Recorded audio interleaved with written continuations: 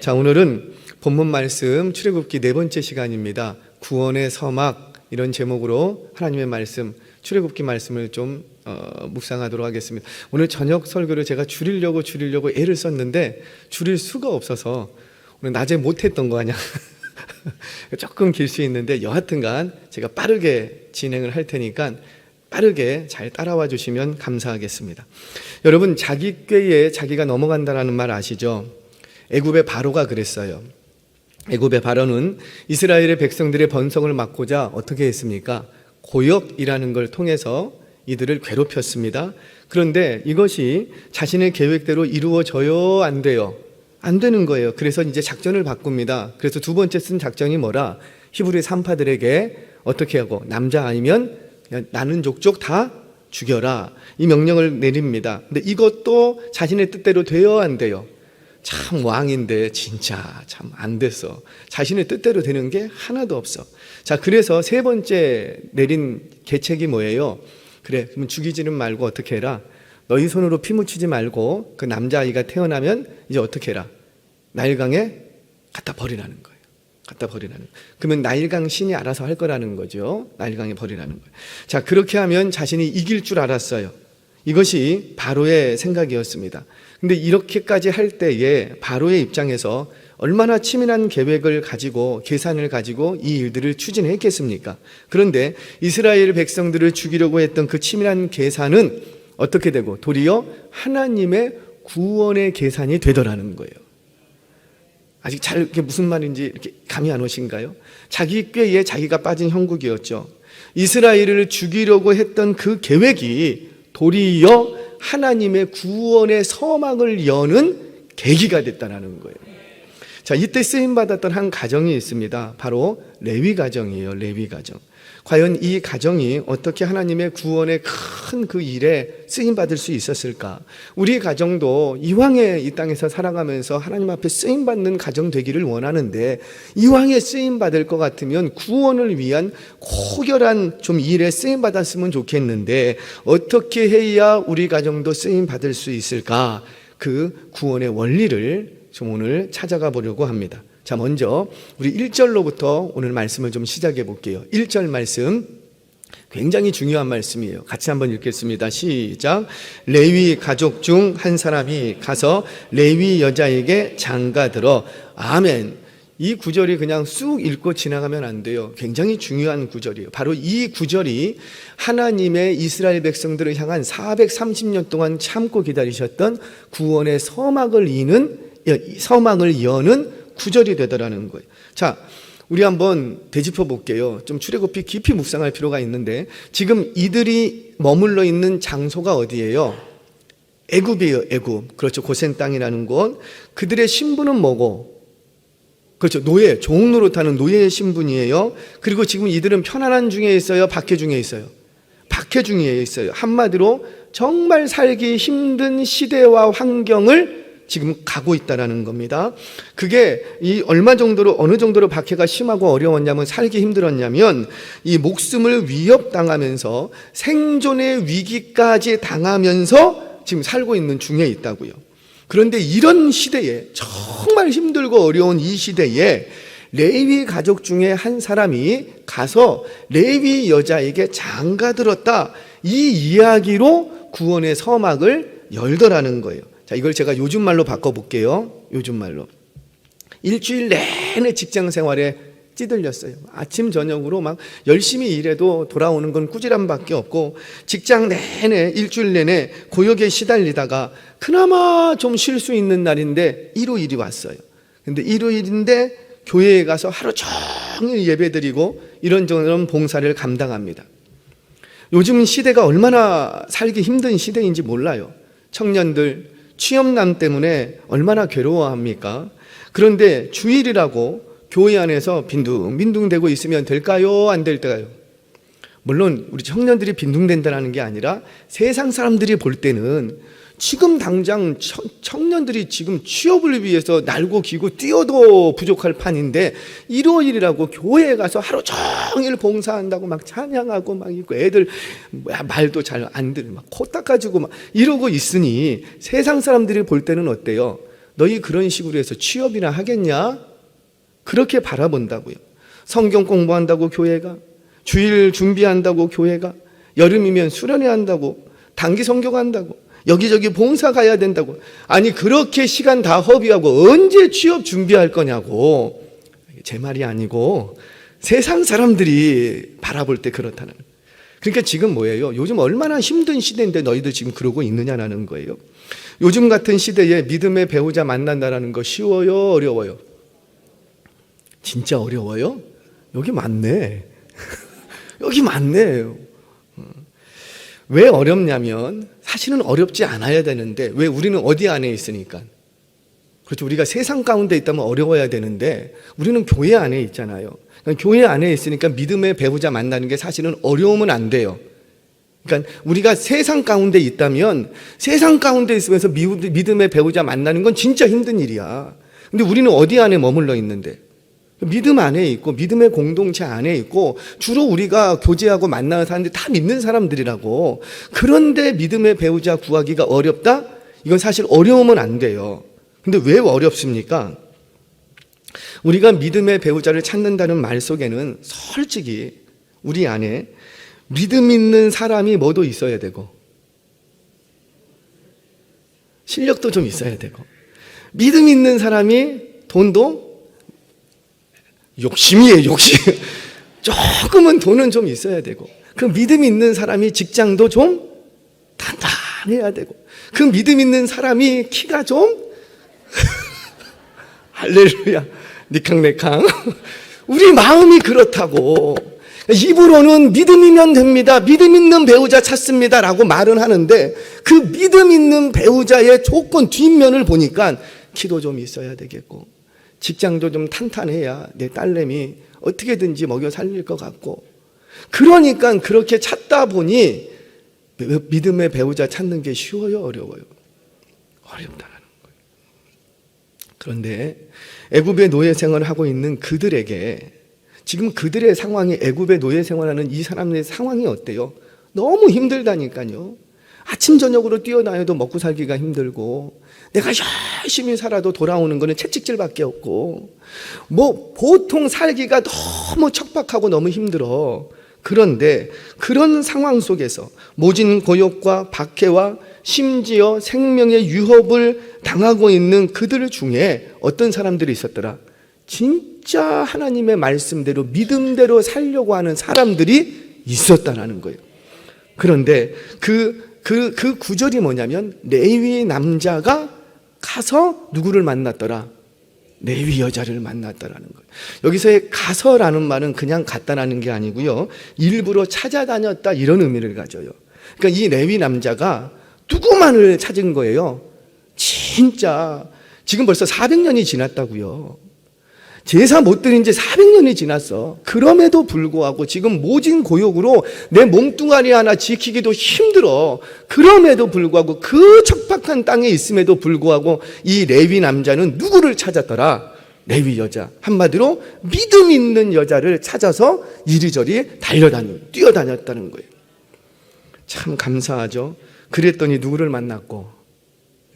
레위 여자를, 믿음의 경건한 가정의 여인을 만나게 됐다라는 거예요. 저는 우리 청년들이 그런 배우자들 만나기를 축복합니다. 내가 믿음이 있다면, 내가 경건하다면, 경건한 사람 눈에는 뭐밖에 안 보이겠어요? 경건한 사람이 눈에 들어와요. 왜냐? 내가 경건하면 경건하지 않은 사람이 좀 이상하게 보여. 그래서 이게 연결이 안 돼. 근데 내가 경건하지 못하면 자꾸 누구만 들어오고 경건하지 못한 사람들이 눈에 자꾸 들어오는 거예요. 그래서 늘 얘기하죠. 백마탄 왕자는 누가 만난다? 백설공주. 공주가 왕나를 만나는 거지 시녀가 왕자를 만나는 경우는 없다고요. 사랑하는 여러분, 우리 청년들이 이렇게 건강하고 경건한 믿음의 청년들 되시기를 주의 이름으로 축원합니다.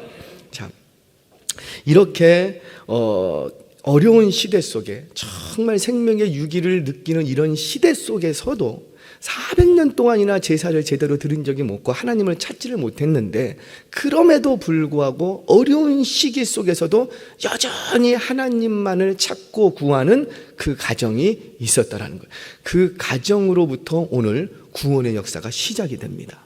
자, 우리 또 한번 말씀 보겠습니다. 그렇다면 하나님의 역사를 경험하는 이 가정이 되려면 도대체 경건한 가정에서 기적이 일어나는데, 도대체 이들이 가지고 있었던 믿음의 색깔, 믿음의 근거가 도대체 어떤 믿음을 소유하고 있었는가, 오늘 한 두 가지 정도를 좀 찾아보려고 해요. 첫 번째 하나는 바로 이 경건한 가정은 하나님 앞에 쓰임받는데 어떻게 쓰임받을 수 있었는가, 바로 이 경건한 부모들의 믿음의 결단이 있었다. 그 부모들의 믿음의 결단이 바로 구원의 서막으로 쓰임받았다는 거죠. 자, 오늘 조금 찔림이 있었으면 좋겠어요. 좀 찔림이 있었으면 좋겠어요. 두리뭉실하게 넘어가고 싶지는 않습니다. 오늘 말씀이 그러니 대부분의 경우 어린 자녀들의 신앙은 누구의 결단의 여하에 따라서 지속될까요? 부모예요, 부모. 누가 뭐래도 부모예요. 저도 이렇게 말씀을 정리하면 돌아보면 제일 신앙생활 그래도 잘했다, 객관적으로 보기에 참 잘했다, 언제일까요? 다 커서 그럴까요? 어릴 때일까요? 어떻게 하세요? 어릴 때요. 제가 돌아보니까 제일 제 신앙생활 속에서 그래도 객관적으로 봐서 참 순수하게 잘했다, 열심히 있게 했다, 그때가 언젠가 봤더니 유초등부 시절 때. 그때는요, 내 신앙은 아니었을지 모르지만 부모님의 손에 이끌림 받았고 이끄는 대로 신앙생활 하더라고요. 아무리 졸려도 어머니가 새벽기도 가야 된다면 그냥 눈도 못 떴는데 등에 업혀서 가야지 되고, 아침에 아무리 재밌는 만화 TV, 우리 때는 만화가 했어요. 꼭 8시 40분부터 9시에 톰과 제리가 하고 하여튼 재밌는 건 다 했어. 그 만화가 틀어져도 어때요? 나는 그 만화를 보고 싶지만 엄마의 성화에 못 이겨서 교회로 발걸음을 하더라는 거예요.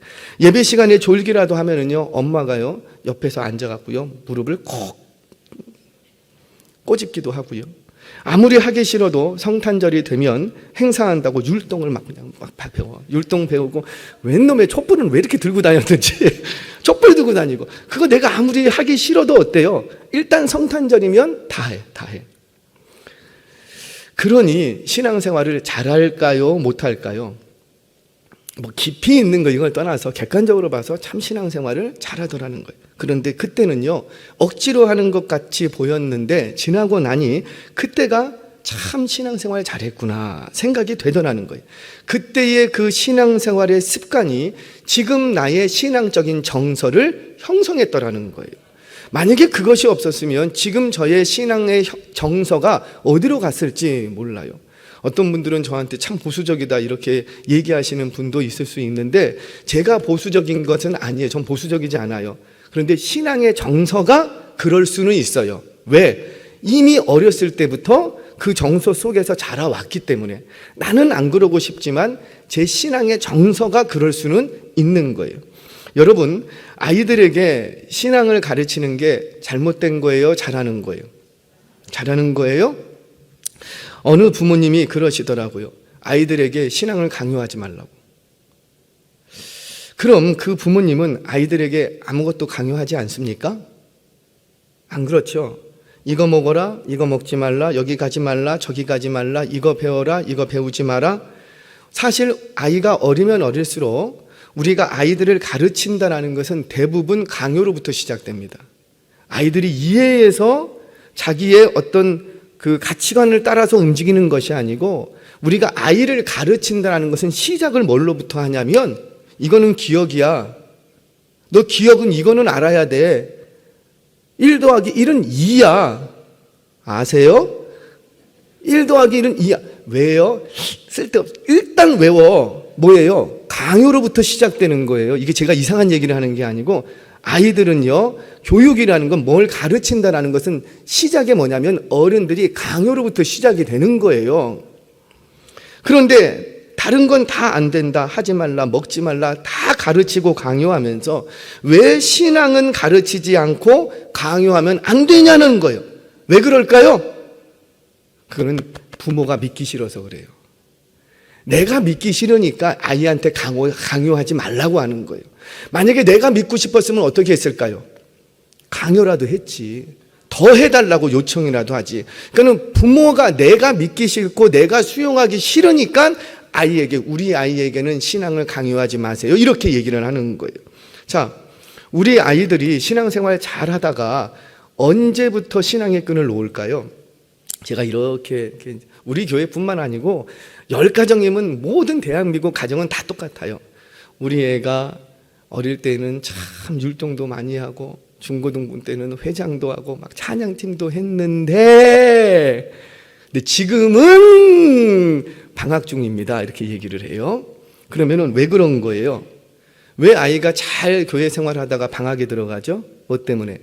중학생 질풍노도의 시기가 와갖고 그렇습니까?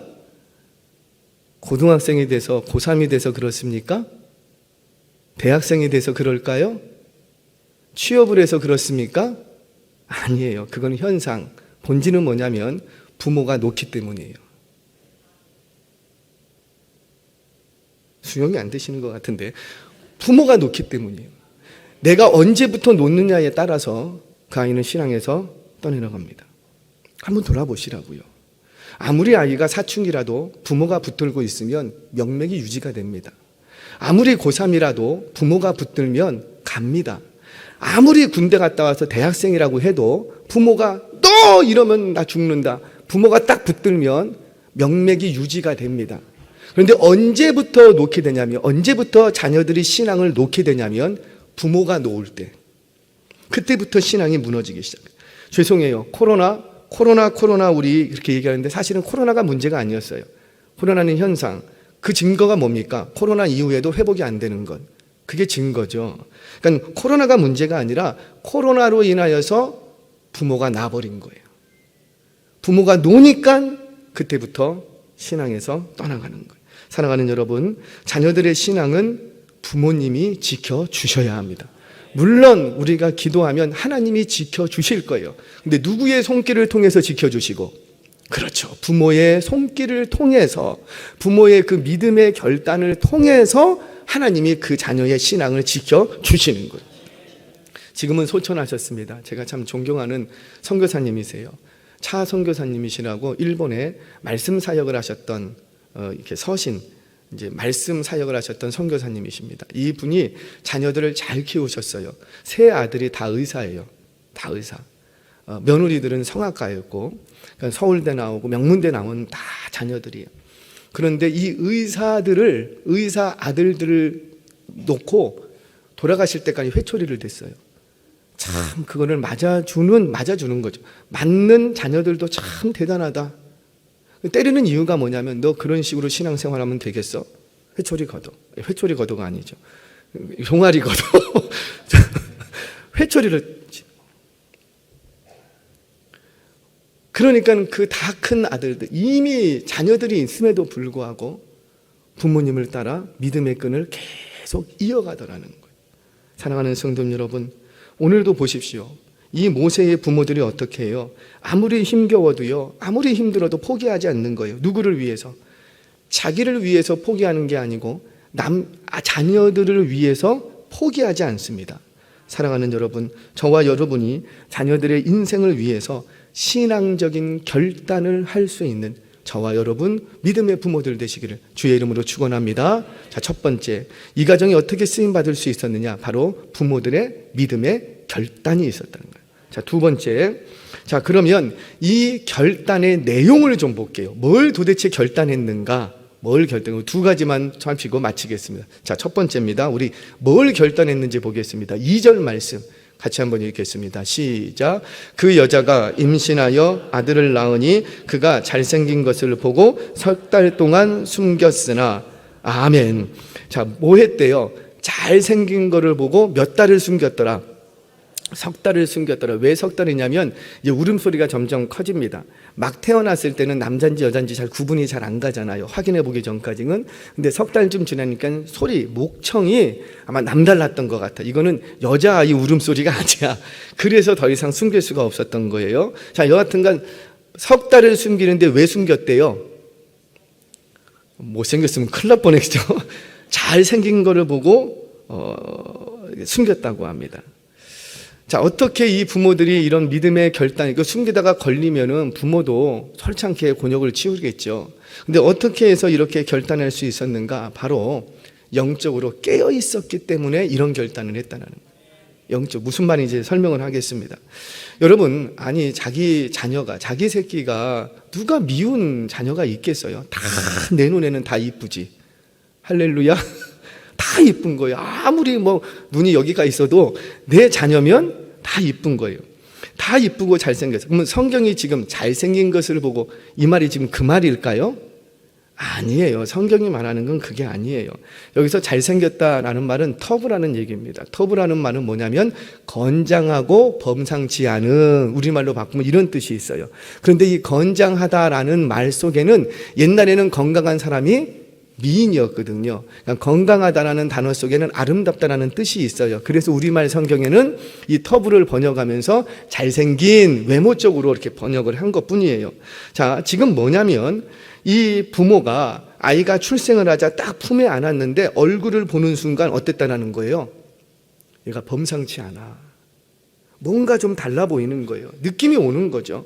뭔가 하나님의 특별한 섭리가 이 아이에게 있구나. 이거를 영적으로 붙들었던 거예요. 따라서 하나님의 뜻이 있을 것을 확신하고 아이를 어찌하든지 살려야 되겠다, 이렇게 결단을 했다는 거죠. 단순히 모성애 때문에 살리려고 했던 것만은 아니었다는 거예요. 그만큼 영적으로 깨어 있었던 부모가 믿음의 결단을 내렸던 거예요. 어떤 결단? 내가 반드시 이 아이 범상치 않은데 뭔가 하나님의 섭리가 있을 것 같은데 내가 반드시 이 아이는 살리리라 결단을 내렸던 거예요. 사랑하는 여러분, 저와 여러분도, 우리 권속들도 영적으로 깨어있는 부모가 되시기를 주의 이름으로 축원합니다. 영적으로 깨어 있어서 좀 우리 자녀들을 면밀히 좀 살피셔야 돼요. 아무리 바쁘고 분주해도 잠깐만 눈을 돌려서 우리 아이의 방문에 귀를 좀 대보시고, 도대체 저희 아이가 문을 턱 닫고 나가는데 왜 저럴까, 왜 저럴까? 그 뒷모습을 보면 우리 부모들은 대충 감이 오잖아요. 자세히 살피셔야 되는 거예요. 이 아이가 요즘은 기도는 하는지, 요즘 기도를 안 한다면 도대체 왜 그럴까? 요즘 교회 가기를 싫어한다는데 도대체 왜 교회를 가기 싫어할까? 그 자녀들의 영적인 상태를 자주 점검해야 돼요. 매일매일 점검해도 부족하지 않습니다. 만약에 이거를 소홀히 하면, 너무 많이 시간이 흘러가면 나중에는 손대기가 어려워질 수도 있는 거예요. 뿐만 아니라 우리 자녀들의 장단점도 자주 살피셔야지 돼요. 어디 아픈 곳은 없는지, 괴로워하는 부분은 없는지 자주 살피셔야 돼요. 여러분, 우리가 내 자식이 예쁘다 보면 눈에 뭐가 씌어. 그래서 이 아이가 잘못하고 있는 것을 잘 못 봐요. 내 눈에 뭐가 씌었는지, 아이가 너무 사랑스럽고 이쁘면 잘못했는데 잘못하게 안 보이는 거예요. 뭐 때문에 그래요? 내가 지금 눈이 가려진 거예요. 눈이 가려지기 시작하면 영적인 안목이 있을 수 있어요, 없어요? 그때부터는 어두워지는 거예요. 어두워지는 거예요. 사랑하는 여러분, 정말 영적으로 깨어있는 부모가 되려면 자식이 예쁜 것 때문에 눈이 멀면 안 되는 거예요.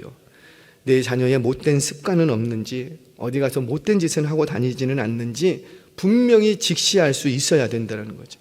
모세의 부모는 그런 부모였다는 거예요. 영적으로 깨어있는 부모들 되시기를 축복합니다. 자, 두 번째, 그러면 이 부모들은 영적으로만 깨어 있었느냐? 그것도 아니었어요. 이 모세의 부모들은 끝까지 포기하지 않고 치밀하게 준비할 줄 아는 사람들이었어요. 이게 중요해요. 자, 우리 3절 보겠습니다. 3절 시작. 더 숨길 수 없게 되며 그를 위하여 갈대 상자를 가져다가 역청과 나무진을 칠하고 갈대 사이에 두고. 아멘. 뭘 좀 준비하는데 구체적으로 지금 기록을 하고 있죠. 뭘로 칠했다, 뭘로 덧칠했다, 어디에 갖다 뒀다, 그 재료가 뭐였다. 이 말은 우리의 관심을 좀 가지라는 거거든요. 그만큼 이 성경의 관점도 아주 그냥 좀 이렇게 중요하게 보고 있다는 거예요. 자, 모세의 부모는 더 이상 숨길 수 없는 상황이 딱 됐습니다. 이런 상황에 참 부모가 잘해야지 돼. 비관하거나 원망하거나 불평하지 않는 거예요. 이제 어찌했을까? 이제 끝났다. 이제 더 이상 어떻게 할 수 없다. 저 입을 틀어막을 수는 없고 이제 끝났다. 이러면 끝나는 거예요. 그런데 이 부모들은 그렇게 안 했다는 거예요.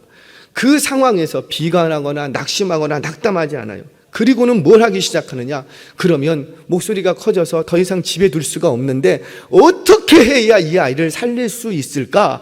아이에 대한 끝까지 포기하지 않았다는 거예요. 그리고는 머리를 탁 짜내서 생각해낸 게 뭐예요? 갈대 상자를 만들자. 그리고는 역청과 나무진으로 덧칠합니다. 그리고는 그걸 어디에 갖다 두고? 나일강가에 갖다 두자. 근데 나일강가에 아무 데나 안 갖다 둬. 어디에다 갖다 주고? 갈대숲에다가 갖다 두자. 왜 이렇게 하는 거예요? 바로의 명령처럼 나일강에 버리려는 거예요. 일단 갖다 두면 뭐 하나님이 어찌하든지 하시겠지. 하나님의 뜻이 있으면 살리시겠지. 죽이든지 살리든지 하나님께서. 그래서 나일강에 갖다 둡니까? 아니에요. 그렇게 보시면 성경을 잘못 보시는 거예요. 지금 이 모세의 부모를 비롯한 가족들은 뭘 하고 있냐면 철저하게 이 모세를 살리고자 하고 치밀하게 지금 계획하고 준비하고 있는 거예요. 치밀하게 준비하고 계획하는 거예요. 자, 이런 겁니다. 제가 이제 사건을 재구성해 봤어요. 묵상하면서. 자, 이제 더 이상 숨길 수 없게 되자 모세는 아마 가족 회의를 하지 않았을까? 온 가족들을 쫙 불러 모았어요. 그리고는 가족 회의를 합니다. 어떻게 하면 좋겠냐? 그랬더니 내린 결론이 뭐라? 입양 보냅시다. 결론을 내린 거예요. 그럼 어떤 식으로 입양을 보내야 되겠느냐? 입양 보내는 길만이 이 모세를 살릴 수 있습니다. 그래서 아이를 살리기 위해서 입양을 보낼 계획을 가진 거예요. 여러분 혹시 베이비박스라고 들어보셨습니까? 우리 서울에는 지금 현재 교회에서 2군데에서 운영하고 있는 걸로 알고 있어요. 제가 아는 한 교회가 가까운 교회예요. 거기에서는 지금 수년째 베이비박스를 운영을 합니다. 그 취지는 이런 거예요. 그 미혼모 등 어떤 이유 때문에 아이를 양육할 수 없게 되면 이 아이의 부모는 아이를 버리기로 결정을 합니다. 그런데 길거리에 아무렇게나 막 갖다 버리면은 아기가 위험하잖아요. 옛날 같으면 뭐 성당이라든지 교회라든지 고아원이라든지 산부인과 출입문에다가 이렇게 갖다 놓고 갔어요. 그런데 누가 지나가다가 데려가 그냥 주워 가버리거나 또는 뭐 짐승이 와서 이렇게 좀 해를 끼치거나 그럴 수도 있잖아요. 그래서 고안한 게 뭐냐면은 베이비박스예요. 베이비박스는 이렇게 요만한 네모난 박스가 이렇게 서 있어요. 근데 그 안에 문을 열면은 안에서 벨이 삥 하고 울립니다. 비상벨이 울려요. 그러면 뭐 24시간 당직을 서요. 누군가는. 그래서 문을 열고 삐 거리는 순간 거기에 카메라가 딱 있어서 아이가 들어온 게 딱 확인이 되면 문을 닫으면 이제 당직이 나옵니다. 나와서 이 아이를 거기다 두는 게 아니고 이제 정해진 장소로 그 교회 안으로 데려가요. 그래서 교회 안에서 24시간 그 성도들이 돌아가면서 이 아이를 돌봅니다. 많이 볼 때는 10여 명까지도 돌본 적이 돼요. 많이 볼 때는. 왜냐하면 이 베이비박스라는 게 이렇게 단순히 아기만 이렇게 두는 게 아니고 일정 기간 이렇게 보호를 해줘요, 아이를. 왜냐하면 이렇게 좀 바로 이 시설로 보내는 것이 아니라 관계 기관에 보내는 것이 아니라 짧게는 일주일에서 길게는 뭐 한 달 정도까지 그 교회에서 이 아이를 보호합니다. 이유는 이렇게 아이를 좀 감정이 복받쳐서 아이를 버리고 갔을지라도 이 엄마가 다시 마음을 돌이켜서 데려오러 올 수도 있잖아요. 그 시간을 갖기 위해서. 그리고 우리나라 이 기관들이요, 이 아이들이 많대요. 그래서 자리가 없대요. 그래서 자리가 생길 때까지, 입양을 가야 자리가 생길 때까지 일정 기간 여기 교회에서 이렇게 보호를 해주는 거예요. 그렇게 해서 그 교회에서는 이제 보내지 않고 한 달 데리고 있다 보니까 정이 들어버렸어. 그래서 그냥 입양하는 케이스도 이렇게 좀 있고 합니다. 자, 이와 비슷해요. 모세 가족이 만든 갈대 상자는 일종의 베이비박스 같은 거였어요. 그런 용도로 만든 거예요. 그랬기 때문에 조금이라도 물이 들어오면 돼요, 안 돼요? 안 돼. 그래서 역청을 바르고 거기다가 역청 바른 것만으로도 부족해. 그래서 혹시 몰라서 나무진까지 덧칠했던 거예요. 절대 물이 들어오지 않도록. 또 나일강 물살에 갈대 상자가 떠내려가면 돼요, 안 돼요? 그건 안 돼. 그래서 이 갈대 상자를 어디에다 두고? 그렇죠. 갈대 상자를 갈대 숲에 딱 물결에 쉽게 떠내려가지 않도록 거기다 딱 둔 거예요. 지금 뭡니까? 이 모세의 가족들은요, 면밀하게 살피면서 온 신경을 여기에만 집중하면서 갈대 상자를 준비했다는 거예요. 그냥 나일강에 뛰어놀려고 그랬던 게 아니라 어찌하든지 이 아이를 살려서 입양 보내려고. 그리고는 그 갈대 상자를 나일강 갈대숲에 딱 둡니다. 우리 성경을 한번 볼게요. 이제 성경이 좀 보이실 거예요. 4절 5절 한번 같이 한번 읽겠습니다. 시작. 그의 누이가 어떻게 되는지를 알려고 멀리 섰더니 바로의 딸이 목욕하러 나일강으로 내려오고 시녀들은 나일강가를 거닐 때에 그가 갈대 사이에 상자를 보고 시녀를 보내어 가져다가 아멘. 자, 이곳이 어디냐면 입양을 보낼 계획을 하는데 아무데나 보내면 안 돼. 그래서 고위급 인사들이 출입하는 곳, 거기다가 딱 갖다 놓은 거예요. 부자, 권력자의 아내들 또는 여인들이 쉽게 아이를 발견할 수 있는 곳, 바로 그곳에 갈대 상자를 딱 갖다 뒀던 거예요. 딱 갖다. 자, 일종의 나일강 갈대숲은 VIP 목욕탕이었어요. VIP 목욕탕. 이곳을 모세의 누리 미리암은 잘 알고 있었던 것이 분명합니다. 말씀을 문맥으로 따라서 이렇게 쫓아가 보면 이 정황상 미리암은 당시 공주와 동행하는 시녀들 중에 한 사람이었던 것으로 여겨져요. 그랬기 때문에 공주가 언제쯤 오는지, 그리고 언제 목욕하러 오고 몇 시에 오는지 어느 정도 동선을 이미 파악하고 있는 거예요. 아무나 주워 가겠지 그런 게 아니었다고요. 자, 공주가 아이를 발견했을 때 그 자리에서 유모를 데려오겠습니다 이렇게 얘기하죠. 이게 다 뭐예요? 이런 개연성을 가지고 사건을 재구성해보면 이미 미리암은 공주에게 입양시킬 계획을 가지고 철저하게 준비했다고 말해도 틀리지 않는 거예요. 자, 공주는 그 미리암의 예상대로 나일강 목욕탕을 자주 애용하는 편이었습니다. 자, 그날도 어김없이 목욕하러 갔어요. 자, 나일강가에 내려가면 준비된 탈의실이 있습니다. 어딜까요? 그렇죠, 갈대숲. 아무 데서나 옷을 훌러덩 벗을 수는 없잖아요. 갈대숲. 그러니까 이 갈대숲은 뭐냐면 한마디로 여탕 탈의실과 같은 곳이에요. 그곳에다가 갈대 상자를 탁 둔 거예요. 그러니 눈에 띌까요, 안 띌까요? 바로 띄는 거지, 바로. 보이십니까? 지금 모세의 가족은 하나님께서 살리겠지, 그리고 그냥 손 놓고 있었던 게 아니라고요. 모세를 살리기 위해서 끝까지 포기하지 않고 얼마나 치밀하게 준비하고 있는지 몰라. 자, 그런데 이거는 그들이 한 일이고 이제부터 하나님의 적극적인 개입이 시작이 됩니다. 이제부터. 자, 그날도 어김없이 이 여인이 목욕하러 갔어요. 나일강에 내려가면 준비된 탈의실에 있는데 그곳에 이제 미리암이 미리 갈대 상자를 딱 갖다 놨어요. 자, 이 갈대 상자를 딱 여는 순간 애가 울어버립니다. 연다고 해서 꼭 다 우는 건 아니잖아요.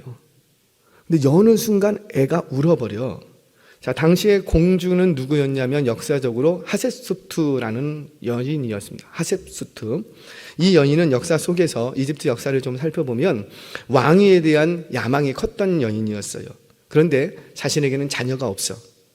뭔가 왕위를 갖고 좌지우지하고 싶은데 자신에게 아들이 없는 거예요.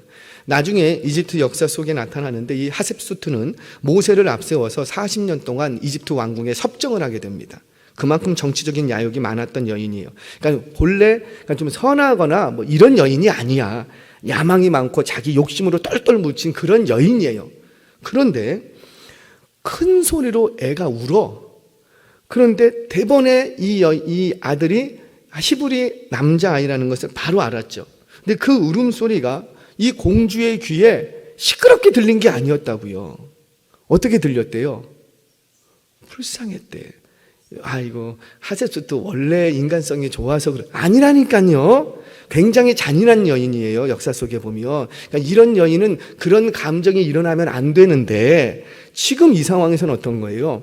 그 아이를 보자마자 울음소리가 내 귀에 거슬리지가 않아. 그리고는 불쌍히 여기는 마음이 들었대. 이거 누가 일하시는 거예요? 그 옛날 라반의 마음을 바꿔놓으셨던 하나님이 에서에게 야곱을 볼 때 불쌍히 일어나는 마음이 일어나도록 일하셨던 그 하나님이 지금 누구에게도 이 여인, 이 공주 하셉수투의 마음도 지금 만지고 계시는 거예요. 자, 그러자 불쌍히 여기는 마음이 있는데 이때 하셉수투는 바로의 명령을 알았을까요? 몰랐을까요? 알았지. 이미 다 왕궁에서는 다 알고 있는 거죠. 히브리 남자를 나일강에 버린다는 거 이거 알고 있어. 그러자 이 하셉수투는 재빠르게 머리를 싹 돌립니다. 그리고는 어떤 딱 계획을 갖냐면 나일강은 풍요와 다산의 신이 거하시는 장소인데 이곳에서 목욕을 하다가 내가 아이를 얻게 됐다. 이건 곧 뭐라? 나일강 신이 자신을 위해서 준비한 왕자다. 이렇게 딱 각본을 짜는 거예요. 이를 지켜보고 있던 미리암은 자신의 계획대로 입양이 성공적으로 이루어진 것을 확인합니다. 그러자 이번에는 뭐 하기 시작하고 빨리 가서, 다른 사람이 먼저 가면 안 돼. 빨리 가서 이제 확인 딱 했잖아요. 입양 오케이. 빨리 가서 누구보다도 먼저 가서 뭘 하기 시작합니까? 유모 필요하지 않으세요? 만약에 다른 사람이 먼저 했으면 어쩔 뻔했냐고. 근데 미리암이 먼저 딱 가갖고 유모 필요하지 않으세요? 내가 유모 데려오겠습니다. 그러니까 또 하셉수투가 어떻게 해요? 좀 생각해보자. 그런 말도 안 해. 오케이, 빨리 갖고 와. 빨리 데려와. 이거 다 지금 누가 일하시는 거예요? 하나님이. 사랑하는 여러분, 어때요? 너무도 치밀하지 않습니까? 그냥 우연히 하나님이 역사했던 게 아니라고요. 여러분 기억하세요. 언제나 하나님은 하나님의 일을 하십니다. 하나님은 하나님의 일을 하세요. 우리는 우리의 일을 해야 되는 거예요. 이 모세의 가족들이 한 일이 뭐예요? 어찌하든지 모세를 살려보겠다고 최선을 다해서 치밀하게 준비하고 계획했던 거예요. 그거는 누가 할 목? 우리가 할 일이라는 거예요. 하나님은 하나님의 일을 하실 거예요. 그러나 우리가 치밀하게 준비하고 계획했을지라도 그 일의 결과에 대해서는 누구에게 맡겨야지 되고, 그렇죠, 하나님의 섭리에 맡길 줄 알아야 되는 거예요. 이게 믿음이라는 거죠. 한 문제, 성경 한 문절 읽고 마치겠습니다. 잠언 16장 9절 말씀, 잘 아시는 말씀 우리 같이 읽겠습니다. 시작. 사람이 마음으로 자기의 길을 계획할지라도 그의 걸음을 인도하시는 이는 여호와 신이라. 아멘. 이 말이 뭐예요? 하나님께서 이루실 거야. 하나님의 일 하나님이 하실 거야. 그러니까 너희는 아무 계획도 하지 않아도 돼. 그 말입니까? 하나님께 다 맡긴다라는 것은 내가 아무 계획도 안 하고 손 놓고 있으라 그 말이 아니라고요. 내가 할 수 있는 최선의 일은 내가 다 하고 그 대신 그 결과에 대해서는 다 누구한테 맡겨버리고, 하나님, 내가 비록 최선을 다해서 준비했을지라도 그 일을 막으셨어. 그러면 어떻게 하고? 오케이, 알겠습니다. 하나님이 막으셨군요. 할렐루야. 그리고 어떻게 해요? 다른 일을 또 준비해야 되는 거죠. 왜 막으셨습니까? 내가 얼마나 준비했는데 왜 이 일을 틀어지게 이런 거는 믿음이 없는 거. 믿음이 있는 사람은 내가 다 준비해서 다 될 줄 알았지만 하나님이 막으셨으면 그 속에도 뭐든 있고 하나님의 섭리가 있겠구나. 믿음으로 수용하는 거예요. 사랑하는 여러분, 말씀을 정리합니다. 믿음의 우리 권성 여러분, 제발 자녀들의 신앙을 포기하지 마시기 바랍니다. 지금이라도 다시 붙잡으세요. 부모님이 붙잡으면 잡힙니다. 물론 시간은 옛날보다는 조금 더 걸릴 거예요. 어릴 때는 그냥 바로 잡혔는데 나이가 먹어가면 이 시간은 길어집니다. 그러나 그렇다고 해서 손 놓고 있어도 된다는 것은 결코 아니에요. 하나님은 하나님의 일을 하실 거예요. 하나님이 우리 자녀의 마음들을 만지실 줄로 믿습니다. 그렇다고 해서 우리는 손 놓고 있어도 된다는 것은 아니라는 거예요. 아무리 힘들고 어려워도 그 시대 속에서 믿음을 지켜내는 이 레위 가정을 통해서 구원의 서막은 열리는 거예요. 바로 믿음의 결단을 하고 치밀하게 계획하고 포기하는 그 노력이 바로 하나님의 역사의 통로가 되더라는 거예요. 우리 역시 포기하지 마시기를 바랍니다. 그리고 아무리 힘들고 어려워도 이겨내시기를 바랍니다. 자녀들의 신앙을 세상으로부터 보호하시기를 바랍니다. 그러면 이를 통해 놀라운 구원의 역사가 나타날 줄로 믿습니다. 이런 믿음의 부모요, 믿음의 가정이요, 믿음의 자녀들 되시기를 주의 이름으로 축원합니다. 기도하겠습니다.